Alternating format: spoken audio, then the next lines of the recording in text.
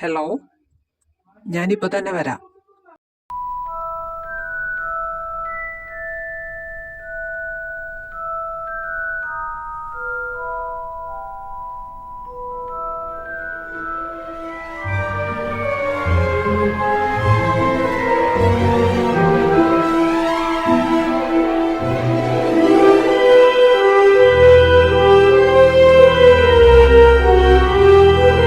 ആരാ ബോഡി ആദ്യം കണ്ടത്? താനാണല്ലേ ബോഡി ആദ്യം കണ്ടത്? ശരിക്കും എന്താ സംഭവിച്ചത്? ഡോക്ടറിന് കുറച്ച് ദിവസമായിട്ട് ഇപ്പോൾ നൈറ്റ് ഷിഫ്റ്റാ. സാധാരണ നൈറ്റ് ഡ്യൂട്ടി കഴിയുമ്പോൾ രാവിലെ 8 മണിയാകുമ്പോൾ സാറ് വീട്ടിലോട്ട് പോവാറുള്ളതാ. ഇന്ന് രാവിലെ 9 മണിയായിട്ടും സാറ് റൂമിൽ നിന്ന് വരാത്തത് കൊണ്ട് ഞാൻ പോയി നോക്കിയതാ. അപ്പോഴാ ഇന്നലെ അസാധാരണമായിട്ട് ഇവിടെ എന്തെങ്കിലും സംഭവിച്ചോ? ഐ മീൻ, ആരെങ്കിലും വരികയോ അല്ലെങ്കിൽ എന്തെങ്കിലും ഇഷ്യൂ ഉണ്ടാവുകയോ അങ്ങനെ എന്തെങ്കിലും? ഇല്ല സാർ, ഇന്നലെ അത്തരത്തില് ഒന്നും സംഭവിച്ചിട്ടില്ല. ഈ ഐസക് ഡോക്ടർ എങ്ങനെയാ ആള്? ഐ മീൻ, ആളുടെ സ്വഭാവം? ആളുടെ പേഴ്സണൽ ലൈഫിനെ കുറിച്ച് ഒന്നും അറിയില്ല. പക്ഷെ സ്റ്റാഫിനോടൊക്കെ നല്ല രീതിയിലാണ് പെരുമാറ്റമൊക്കെ. ആ, ആള് അത്ര മോശപ്പെട്ട സ്വഭാവമാണെന്ന് ഇതുവരെ തോന്നിയിട്ടില്ല. ഓക്കെ, കുട്ടി പോയിക്കോ. ഡോ, ബോഡി പോസ്റ്റ്മോർട്ടം ചെയ്യാനുള്ള കാര്യങ്ങളൊക്കെ വേഗം തന്നെ നോക്കണം. May I come in, sir? ആ, വേണുവോ? വരൂ, ഇരിക്കൂ. തന്നെ എക്സ്പെക്ട് ചെയ്ത് ഇരിക്കുകയായിരുന്നു ഞാൻ. എന്തായി കേസിന്റെ കാര്യം? അവിടെ നിന്ന് പ്രത്യേകിച്ച് തെളിവുകളൊന്നും കിട്ടിയില്ല സാർ. അവിടുത്തെ സ്റ്റാഫുകളൊക്കെ പറയുന്നത് ഡോക്ടർ നല്ലൊരു മനുഷ്യനാണ് എന്നൊക്കെയാ. ഇനി ആളെക്കുറിച്ച് ഡീറ്റെയിൽഡ് ആയിട്ട് ഒന്ന് അന്വേഷിക്കണം.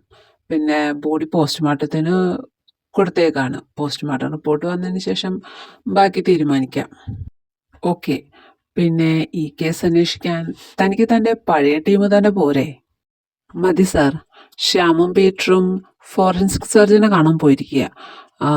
പിന്നെ വേറൊന്നുമില്ലെങ്കിൽ ഞാൻ ഇറങ്ങിക്കോട്ടെ sir? Okay, you may go now. പിന്നെ കേസിൻ്റെ അപ്ഡേഷൻ കറക്റ്റായിട്ട് എന്നെ അറിയിക്കണം. Okay sir. Sir, forensic report വന്നു. ഡോക്ടർ സാറിനൊന്ന് കാണണമെന്ന് പറഞ്ഞു. ഓക്കെ, വണ്ടി എടുക്ക്, നമുക്ക് അങ്ങോട്ട് പോവാം. ഡോക്ടർ, എന്താ ശരിക്കും മരണകാരണം? തലയ്ക്ക് പിൻഭാഗത്ത് ആഴത്തിലേറ്റ മുറിപ്പാടുകളുണ്ട്. അതാണ് ശരിക്കും മരണകാരണം. അതുമാത്രമല്ല, എന്തോ ഒരു ഉം, എന്തോ ഒരു കെമിക്കല് ഇഞ്ചക്ട് ചെയ്തിട്ടുണ്ട്. അതിൻ്റെ റിപ്പോർട്ട് കിട്ടിയിട്ടില്ല. അതും കൂടി വന്നാലേ കറക്റ്റായിട്ട് പറയാൻ പറ്റൂ. പക്ഷേ ആ ക്ഷതം തന്നെയാണ്. എന്ത് കെമിക്കൽ? അത് എന്തെങ്കിലും പോയ്സൺ, സംതിങ് ലൈക്ക് അങ്ങനെ എന്തെങ്കിലും ആണോ? No, I think it's not a poison. It's something else. Maybe ആളെ മരിക്കാൻ വേണ്ടി അല്ലെങ്കിൽ കൊല നടത്താൻ എളുപ്പത്തിന് വേണ്ടി ഇൻജെക്ട് ചെയ്ത എന്തോ ഒരു സംതിങ് അങ്ങനെ എന്തോ ആണ്. അതിൻ്റെ സാമ്പിൾ നമ്മൾ ഫോറൻസിക് ഡിപ്പാർട്ട്മെന്റിലേക്ക് അയച്ചിട്ടുണ്ട്. അതിൻ്റെ റിസൾട്ടും കൂടി വന്നാലേ കറക്റ്റായിട്ട് പറയാൻ പറ്റൂ. Okay doctor, thank you so much. ഹോസ്പിറ്റലിൽ അന്വേഷിച്ചതിൽ നിന്ന് നമുക്ക് ഒരു തെളിവും കിട്ടിയില്ല. അവിടെയുള്ളവരെല്ലാം പറയുന്നത് ഡോക്ടർ വളരെ നല്ലവനും ആരുടെയും അഭിമര്യാദയായിട്ട് പെരുമാറാത്തവനും ഒക്കെയാണെന്ന്. പക്ഷേ അങ്ങനെയുള്ള ഒരു ഡോക്ടറെ ആര്, എന്തിന്, എങ്ങനെ? ഇതൊക്കെ നമുക്ക് കണ്ടെത്തേണ്ട ഒന്നാ.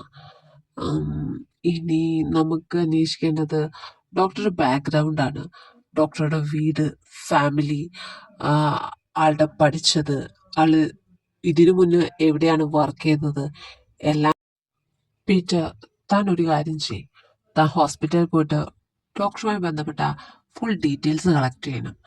അവിടെ നിന്ന് എന്തായാലും ഡോക്ടറുടെ ഫാമിലിനെ കുറിച്ചും അഡ്രസ്സൊക്കെ കിട്ടാതിരിക്കില്ല. അങ്ങനെ ആ ഒരു വഴിക്ക് നമുക്കൊന്ന് അന്വേഷിച്ചു നോക്കാം. ഓക്കെ സാർ, ഞാനിപ്പോ തന്നെ പോവാം. Hello, assistant commissioner mister Venugopal. എന്താ ഇത്ര ചിന്തിച്ചിരിക്കുന്നേ? ഒരുപാട് നേരായല്ലോ. നീ എന്താ മൃദു ഒന്നറിയാത്ത പോലെ? പട്ടാപ്പകല് ഇത്രയും വലിയൊരു ഹോസ്പിറ്റലില് ഒരു ഫേമസ് ഡോക്ടറെ കൊല്ല. ഉഫ്, ആലോചിച്ചിട്ട് ഒരെത്തും പിടിയും കിട്ടുന്നില്ല. ഓ, അതായിരുന്നു. ഞാൻ അറിഞ്ഞു ന്യൂസില്. എന്നിട്ട് എന്തെങ്കിലും തുമ്പ് കിട്ടിയോ? മുഖം കണ്ടിട്ട് ഇതിനെക്കുറിച്ച് ഒന്നും കേട്ടിട്ടില്ലെന്ന് മനസ്സിലായി. എന്താ സാറേ ഇങ്ങനെ ടെൻഷൻ അടിക്കാൻ? ടെൻഷൻ അടിക്കാതെ എന്ത് ചെയ്യും മൃദു? എന്തെങ്കിലും ഒരു തെളിവ് കിട്ടാണെങ്കിൽ അതെങ്കിലും വെച്ച് അന്വേഷിക്കാന്ന് വിചാരിക്കാം. പക്ഷേ ഇത് ഒരു ചെറിയ തുമ്പ് പോലും വെക്കാതെയാ ആ ഡോക്ടർ അങ്ങ് തീർത്ത് കളഞ്ഞത്. എങ്കിലും ആരായിരിക്കും? സാറ് ഇപ്പോ അതൊന്നും ആലോചിച്ച് തല പുണ്ണാക്കണ്ട. അതൊക്കെ നാളെ ഓഫീസിൽ ചെന്നിട്ട് ചിന്തിക്കാം. ഇപ്പൊ എണീറ്റേ വന്ന് ഫുഡ് കഴിക്കാം. സാറ് പറഞ്ഞതുപോലെ ഇന്നലെ തന്നെ ഞാൻ ഹോസ്പിറ്റലിൽ പോയിട്ട് ഡോക്ടറുമായി ബന്ധപ്പെട്ട എല്ലാ ഡീറ്റെയിൽസും കളക്ട് ചെയ്തിട്ടുണ്ട്. Okay, very good. എന്താ ഡീറ്റെയിൽസ് പറ. ഡോക്ടർ ഐസക് മാത്യു ജനിച്ചതും വളർന്നതും കോട്ടയത്താണ്. അയാളുടെ ഫാദറും മദറും മാത്യൂസ് ആൻഡ് മേരി രണ്ടുപേരും റിട്ടയർഡ് ഗവൺമെന്റ് എംപ്ലോയീസ് ആണ്. പിന്നെ ഒരു ചേട്ടനുണ്ട്, ആള് മുംബൈയിൽ സെറ്റിൽഡ് ആണ്. പിന്നെ സ്കൂൾ ലൈഫൊക്കെ ഡോക്ടറുടെ കോട്ടയത്ത് തന്നെയായിരുന്നു. മെഡിസിൻ ആള് പഠിച്ചത് ബാംഗ്ലൂരാണ്. അതിനുശേഷം ഇതിനു മുന്നേ ആള് വർക്ക് ചെയ്തത് ചെന്നൈയിലെ ഒരു ഹോസ്പിറ്റലിലാണ്. പിന്നെ ട്രിവാൻഡ്രത്ത് വർക്ക് ചെയ്തിട്ടുണ്ട്. പിന്നെ ഇവിടെ.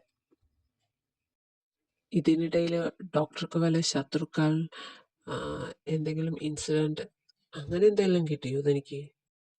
അത്തരത്തിലൊന്നും ഡീറ്റെയിൽസ് കിട്ടിയിട്ടില്ല സാർ. സാധാരണ ഒരു സർജനായിരുന്ന ഡോക്ടർ പെട്ടെന്നാണ് ഈ വളർച്ചയിലെത്തിയത്. അതുമാത്രം അറിയാം. അതിൻ്റെ പിന്നിൽ എന്താണെന്നോ അതൊക്കെ കണ്ടെത്തേണ്ടതുണ്ട് സാർ. എനിക്ക് പീറ്റർ ഒരു കാര്യം ചെയ്യും, ഡോക്ടർ മുന്നേ വർക്ക് ചെയ്ത ഹോസ്പിറ്റലിലെ ഡീറ്റെയിൽസും ഒക്കെ ഒന്ന് കളക്ട് ചെയ്യും. ശരിക്കും ഡോക്ടർ ഇവരെല്ലാം പറയുന്നത് പോലെ ദ പെർഫെക്റ്റ് വൺ ആണോ എന്ന് നമുക്കറിയണമല്ലോ. ഓക്കെ സാർ, ഞാനത് നോക്കിക്കോളാം. പിന്നെ ശ്യാം, ഡോക്ടറുടെ ഡെഡ് ബോഡിയിൽ നിന്ന് കിട്ടിയ ആ കെമിക്കലിൻ്റെ സാമ്പിൾ അയച്ചിരുന്നില്ലേ? അതിൻ്റെ റിസൾട്ട് ഇന്ന് വൈകിട്ട് വരുന്ന പറഞ്ഞത്. അത് താൻ പോയി കളക്ട് ചെയ്യണം. പിന്നെ ഡോക്ടറുടെ കോൾ ലിസ്റ്റുകൾ എല്ലാം ഒന്ന് പരിശോധിക്കണം. അത് ഇപ്പം തന്നെ പോയിട്ട് കളക്ട് ചെയ്യണം. എന്നിട്ട് ഒന്ന് ക്രോസ് ചെക്ക് ചെയ്യും. അതിൽ എന്തെങ്കിലും തെറ്റായിട്ടുള്ളതോ അല്ലെങ്കിൽ ഒന്നിലധികം കോളുകൾ പോയിട്ടുള്ളതോ ഒക്കെ ഒന്ന് ചെക്ക് ചെയ്തിട്ട് പറയും. ഓക്കെ സാർ, ഞാൻ പോയി കളക്ട് ചെയ്തോളാം. Sir, may I come in? എന്താ ശ്യാം പോയ കാര്യം? സാമ്പിളുടെ റിസൾട്ട് കിട്ടിയോ? പിന്നെ ആ കോൾ ലിസ്റ്റ് അതും കളക്ട് ചെയ്തില്ലേ? യെസ് സാർ, സാമ്പിളുടെ റിസൾട്ട് കിട്ടി. അതുപോലെ തന്നെ കോൾ ലിസ്റ്റും കളക്ട് ചെയ്തിട്ടുണ്ട് സാർ. പിന്നെ വേറൊരു പ്രശ്നമുണ്ട്. പ്രശ്നമോ? വേറെന്താ പ്രശ്നം? സർ, കുറച്ചു മുൻപ് സിറ്റി ഹോസ്പിറ്റലിലെ ചെയർമാൻ കൊല്ലപ്പെട്ടു. വാട്ട്? How is possible? ഒരു ഹോസ്പിറ്റലിലെ ഡോക്ടർ മരിക്കുക, അതിനുശേഷം 2 ദിവസം ആവുന്നതിന് മുന്നേ ആ ഹോസ്പിറ്റലിന്റെ ചെയർമാൻ കൊല്ലപ്പെടാം. ഇത് രണ്ടും തമ്മിൽ എന്തെങ്കിലും കണക്ഷൻ ഉണ്ടോ? സർ, ഈ 2 കൊലപാതകവും തമ്മിൽ ബന്ധമുണ്ട്. കാരണം എങ്ങനെയാണോ ഡോക്ടർ മരിച്ചേ അതുപോലെ തന്നെയാ ചെയർമാനും കൊല്ലപ്പെട്ടിരിക്കുന്നത്. അത് തനിക്കെങ്ങനെ മനസ്സിലായി? നമ്മുടെ ഫോറൻസിക് സർജൻ ഡെഡ് ബോഡി വന്ന് കണ്ട ഉടനെ തന്നെ ആള് പറഞ്ഞതാ. രണ്ട് കൊലപാതകവും നടന്നത് ഒരേ രീതി തന്നെയാണെന്ന്. U may go now. ഞാൻ സാറിനെ കണ്ടിട്ട് വരാം. വേണു, ഇതൊരു സീരിയൽ കില്ലിംഗ് പോലെയുണ്ടല്ലോ. സീരിയൽ കില്ലിംഗ് പോലെയല്ല സാർ, സീരിയൽ കില്ലിംഗ് തന്നെയാ. പക്ഷേ ആര്, എന്തിന്, അതാണ് അറിയാത്തത്. ഇങ്ങനെ കൊല്ലാൻ മാത്രം എന്ത് മോട്ടീവാ ആൾക്കുള്ളത്? എല്ലാം കണ്ടുപിടിക്കണം സാർ. പക്ഷേ എനിക്ക് എന്തുപറ്റി? എന്തെങ്കിലും സംശയമുണ്ടോ? സംശയമല്ല സാർ, ഒരാള് ആളോടുള്ള പക വീട്ടുന്നതിന് വേണ്ടിയാണ് ഇങ്ങനെ ചെയ്തതെങ്കിൽ കൂടി ആരെങ്കിലും കാണാതിരിക്കാനേ ശ്രമിക്കൂ. പക്ഷേ ഇത് പട്ടാപ്പകലാണ് രണ്ട് കൊലപാതകങ്ങളും നടത്തിയിരിക്കുന്നത്. രണ്ടും ഒരേപോലെ ഒരേ സമയത്ത്. സോ ഇത് എല്ലാവരും അറിയണമെന്ന് വിചാരിച്ച് തന്നെ ചെയ്തിട്ടുള്ളതാണ്. അപ്പോൾ പ്രതി നമ്മളോട് എന്തൊക്കെയോ പറയാൻ ശ്രമിക്കുന്നുണ്ടെന്നാ ഇതിലൂടെ എനിക്ക് തോന്നുന്നത്. വേണു, താനെന്താ ഉദ്ദേശിക്കുന്നത്? വേറെ ഒന്നുമില്ല സാർ. ഇപ്പോൾ ഒരാൾ കൊലപാതകം ചെയ്യുകയാണെങ്കിൽ തന്നെ ആ ബോഡി ഒളിപ്പിച്ചു വെക്കാനേ ശ്രമിക്കൂ, കാരണം ആൾ പിടിക്കപ്പെടാതിരിക്കാൻ വേണ്ടി. പക്ഷെ ഇത്രയും വലിയൊരു ഹോസ്പിറ്റലിൽ പട്ടാപ്പകല് കൊലപാതകം നടത്തി ആ രണ്ട് ഡെഡ് ബോഡിയും ഒരേപോലെ അവിടെ ഉപേക്ഷിച്ചിട്ട് പോകണമെങ്കിൽ അത് എന്തെങ്കിലും കാരണം ഇല്ലാതിരിക്കില്ലല്ലോ. സോ ഈ പ്രതിക്ക് ന്യായീകരിക്കാനുള്ള എന്തോ ഒരു കാരണമുണ്ടെന്ന് എനിക്കിതിലൂടെ തോന്നുന്നു. അതൊക്കെ ശരിയായിരിക്കാം വേണു, പക്ഷേ നിയമം കയ്യിലെടുക്കാൻ ഒരു മനുഷ്യന് അവകാശമില്ലെന്ന് തനിക്കറിയാവുന്നതല്ലേ. അവനെ ന്യായീകരിക്കാൻ അവന് പലതുണ്ടായിരിക്കും, പക്ഷേ അവൻ ചെയ്യുന്നത് തെറ്റ് തന്നെയാണ്. ഇനി തൻ്റെ നെക്സ്റ്റ് സ്റ്റെപ്പ് എന്താ? നെക്സ്റ്റ് സ്റ്റെപ്പ് എന്താണെന്ന് വെച്ചാൽ ആ ഡോക്ടറെ കുറിച്ചും ആ ചെയർമാനെ കുറിച്ചും ആ ഹോസ്പിറ്റലിനെ കുറിച്ചും ഡീറ്റെയിൽഡായിട്ട് അന്വേഷിക്കണം. കാരണം ഒരു കാരണവുമില്ലാതെ ആരും ഒരാളെ കൊല്ലാൻ നിൽക്കില്ല. അപ്പോൾ ആ ഹോസ്പിറ്റലുമായി ബന്ധപ്പെട്ട് എന്തോ ഒരു പ്രശ്നം ഭൂതകാലത്ത് നടന്നിരിക്കണം. അതിൻ്റെ ആഫ്റ്റർ ഇഫക്റ്റ് ആയിരിക്കാം ഈ രണ്ട് കൊലപാതകങ്ങളും. സോ ആ വഴിക്ക് ഒന്ന് അന്വേഷിക്കാനാ ഇനി എൻ്റെ നീക്കം. താൻ ഈ കേസ് ജയിക്കും, എനിക്ക് വിശ്വാസമുണ്ട്. താൻ ഏറ്റെടുത്ത കേസൊന്നും ഇന്നേ വരെ തോറ്റിട്ടില്ലല്ലോ. So go ahead. Okay sir. Sir, ഞങ്ങളെ രണ്ടുപേരെയും വിളിച്ചു എന്ന് പറഞ്ഞു. ആ, വിളിച്ചത് വേറെ ഒന്നിനുമല്ല, ഈ കേസിൻ്റെ ഡെവലപ്മെൻറ്റിനെ കുറിച്ച് അറിയാൻ വേണ്ടിയിട്ടാണ്. എന്തായി? ആ കോൾ ലിസ്റ്റ് പരിശോധിച്ചിട്ട് ശ്യാമിന് എന്തെങ്കിലും ക്ലൂ കിട്ടിയോ? കോൾ ലിസ്റ്റ് ഞാൻ ഫുൾ പരിശോധിച്ചു സാർ, പക്ഷേ അതിൽ സംശയിക്കത്തക്കവണ്ണം ഒന്നും തന്നെ ഇല്ല. അതിൽ നോർമലായിട്ട് 2-3 പേഷ്യൻസ് വിളിച്ചതും പിന്നെ ഹോസ്പിറ്റൽ മാനേജ്മെൻറ്റുമായിട്ടുള്ള കോണ്ടാക്ട്സ് അത്രയേ ഉള്ളൂ. അതിൽ സംശയിക്കാൻ ഒന്നും തന്നെ ഉണ്ടായില്ല. സാർ, ഈ കേസ് വല്ലാതെ കുരുക്കിലേക്ക് പോവാണല്ലോ. ഒരു തുമ്പ് പോലും ബാക്കി വയ്ക്കാതെ കില്ലറ് എല്ലാം ചെയ്തു വെച്ചിരിക്കുന്നത്.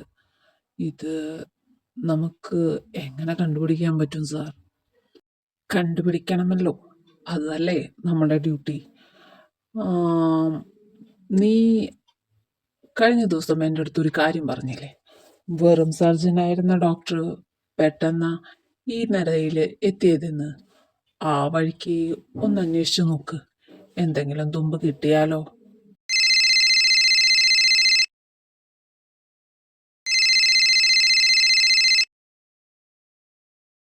ഹലോ,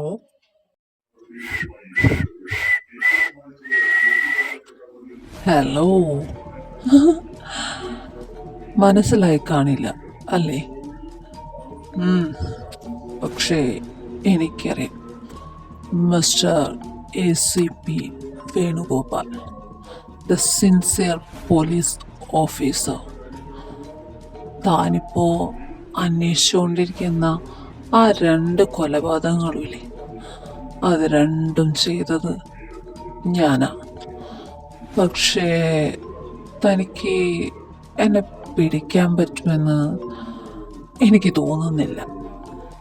അത് നീ അങ്ങ് തീരുമാനിച്ചാൽ മതിയോ നിന്നെ ഞാൻ പിടിക്കുകയോ ഇല്ലയോ എന്ന്? പിന്നെ ജയിച്ചു എന്ന് കരുതിയിട്ടാണ് ഇപ്പോൾ ഇങ്ങനൊരു കോള്? ഇന്നല്ലെങ്കിൽ നാളെ നിന്നെ ഞാൻ പിടിച്ചിരിക്കും. താനൊരു സിൻസിയർ പോലീസ് ഓഫീസറാണെന്ന് എനിക്ക് നന്നായിട്ടറിയാം. അതുകൊണ്ട് തന്നെ വിളിക്കാനും ഒരു കാരണമുണ്ട്. ഞാൻ ജയിച്ചു എന്ന് പറയാൻ വേണ്ടിയിട്ടല്ല ഞാൻ വിളിച്ചത്. അത്തരത്തിലൊരു കൊലപാതകയുമല്ല ഞാൻ ഉദ്ദേശിച്ച 2 പേരെ ഞാൻ കൊന്നു കഴിഞ്ഞു. അതൊന്ന് അറിയിക്കാനാ. ഇനി ആരെയും കൊല്ലാൻ ഞാൻ ഉദ്ദേശിച്ചിട്ടുമില്ല. ഓ, ഇതറിയിക്കാൻ വേണ്ടിയിട്ടാണോ വിളിച്ചത്? എന്തായാലും ഈ ഇൻഫർമേഷൻ തന്നതിന് താങ്ക്സ്. പക്ഷേ നീ രക്ഷപ്പെട്ടു എന്ന് നീ വിചാരിക്കണ്ട. നിയമം കയ്യിലെടുക്കാൻ ഒരാൾക്കും അവകാശമില്ല. നിന്നെ ഞാൻ പിടിച്ചിരിക്കുമെന്ന് പറഞ്ഞാൽ പിടിച്ചിരിക്കും. താനിക്കനെ തൂക്കിക്കയറി വെടിവെക്കാതിരിക്കേ. ഞാൻ പറയട്ടെ, താനൊരു സിൻസിയർ പോലീസ് ഓഫീസറാണെന്ന് ഞാൻ പറഞ്ഞില്ലേ. അതുകൊണ്ട് തന്നെ എന്നെ പിടിക്കാൻ തനിക്കൊരു ചാൻസ് ഞാൻ തരാം. മനസ്സിലായില്ല? ഇതിൽ മനസ്സിലാക്കാൻ പ്രത്യേകിച്ച് ഒന്നുമില്ല. നാളെ വൈകിട്ട് ഒരു 7 മണിക്ക് താൻ റെയിൽവേ സ്റ്റേഷനിലേക്ക് വാ. ഒരു കൊലപാതകയായ നിന്റെ വാക്ക് ഞാനെങ്ങനെ വിശ്വസിക്കാനാ? എങ്കിൽ വിശ്വസിക്കണ്ട. തനിക്ക് എന്നെ പിടിക്കണമെന്ന് വാശിയുണ്ടെങ്കിൽ മാത്രം താൻ നാളെ റെയിൽവേ സ്റ്റേഷനിലേക്ക് വന്നാൽ മതി. അല്ലെങ്കിൽ വരണ്ട. ഞാൻ ആരെയും നിർബന്ധിക്കുന്നില്ല. തനിക്ക് ഞാനൊരു ചാൻസ് തന്നേ ഉള്ളൂ. നാളെ വൈകിട്ട് നീ എൻ്റെ അടുത്തേക്ക് വന്നാൽ നിനക്ക് എന്നെ പിടിക്കാൻ ഞാനൊരവസരം തരാം. പക്ഷേ ഞാൻ രക്ഷപ്പെടുകയാണെങ്കിൽ പിന്നീട് ഒരിക്കലും നിനക്കോ നിൻ്റെ പോലീസുകാർക്കോ എന്നെ കണ്ടെത്താൻ പറ്റില്ല. കാരണം അറിയാലോ, ഒരു തെളിവ് പോലും ബാക്കി വയ്ക്കാതെ ഞാൻ ആ 2 കൊലപാതകങ്ങളും ചെയ്തിട്ടുള്ളത്. സോ വേണമെങ്കിൽ വരാം. Okay, then bye.